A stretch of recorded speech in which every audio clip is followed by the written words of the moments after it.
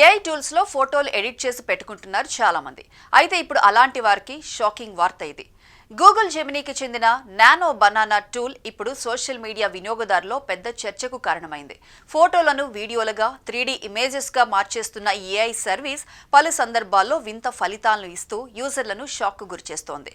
Nano banana అనే AI tool Google జెమినీతో పనిచేస్తుందని, ఫోటోలను 3D చిత్రాలుగా మార్చడానికి ఉపయోగిస్తారని వింటూ ఉంటాం.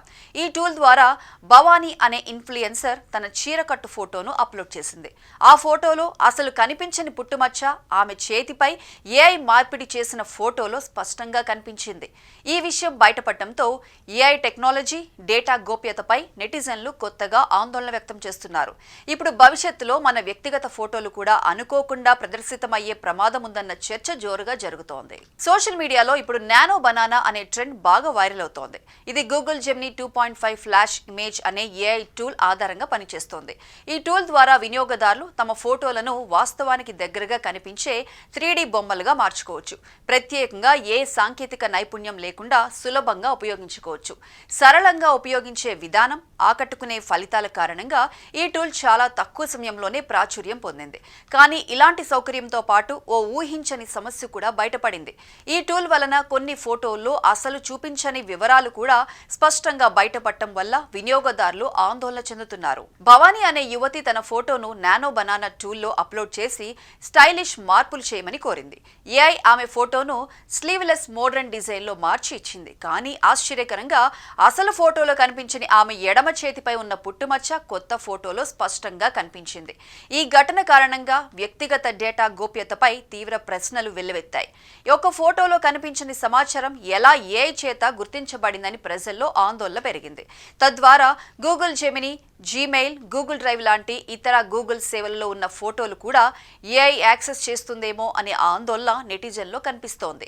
ఇది వినియోగదారుల డిజిటల్ గోప్యతకు పెద్ద సవాలైపోయింది. ఈ సంఘటన ద్వారా ఏఐ టూల్స్ వినియోగంలో ఉన్న గోప్యత, భద్రతా లోపాలు స్పష్టంగా బయటపడ్డాయి. ఏఐ వ్యవస్థలు మెరుగైన ఫలితాలు ఇచ్చేందుకు చాలా పెద్ద పరిమాణంలో డేటాను సేకరిస్తూ భద్రపరుస్తాయి. ఈ డేటాలో వ్యక్తిగత సమాచారం కూడా ఉంటుంది. ఎందుకంటే వినియోగదారులకు తెలియకుండానే ఈ వ్యక్తిగత సమాచారాన్ని ఏఐ ఇతర అవసరాల కోసం కూడా ఉపయోగించవచ్చని అనుమానాలు పెరుగుతున్నాయి. ఫేషియల్ రికగ్నిషన్, బయోమెట్రిక్ డేటా వంటి సున్నితమైన సమాచారాన్ని ఏఐ సిస్టంలు సేకరిస్తాయి. ఒకసారి ఈ సమాచారం ఏఐ మోడల్లో చేరిపోయిన తర్వాత దాన్ని పూర్తిగా తొలగించడం చాలా కష్టమే. అందువల్ల ప్రజల వ్యక్తిగత డేటా గోప్యతపై ప్రశ్నలు రేకెత్తిపోతున్నాయి. ఈ ఘటన గోప్యతను ఎలా కాపాడుకోవాలో, ఏఐ టూల్ సురక్షితంగా ఎలా ఉపయోగించుకోవాలో చర్చను తెర మీదకు తీసుకొచ్చింది. ఈ ఆందోళన నేపథ్యంలో ఏఐ టూల్స్ ఉపయోగించేటప్పుడు వాటి నిబంధనలు, డేటా వాడే విధానం గురించి జాగ్రత్తగా తెలుసుకోవడం చాలా అవసరం. మనం అవసరమైనప్పుడు మాత్రమే వ్యక్తిగత ఫోటోలను అప్లోడ్ చేయడం మంచిది. ఎంత బలమైన సాంకేతికత ఉన్నా మన వ్యక్తిగత గోప్యతను కాపాడుకోవడం ఎంతో ముఖ్యం. మన ఫోటోలు, వ్యక్తిగత వివరాలు ఏ విధంగా వాడబడుతున్నాయో తెలుసుకోకపోతే మనం అనుకోకుండా సమస్యల్లో పడిపోతాం.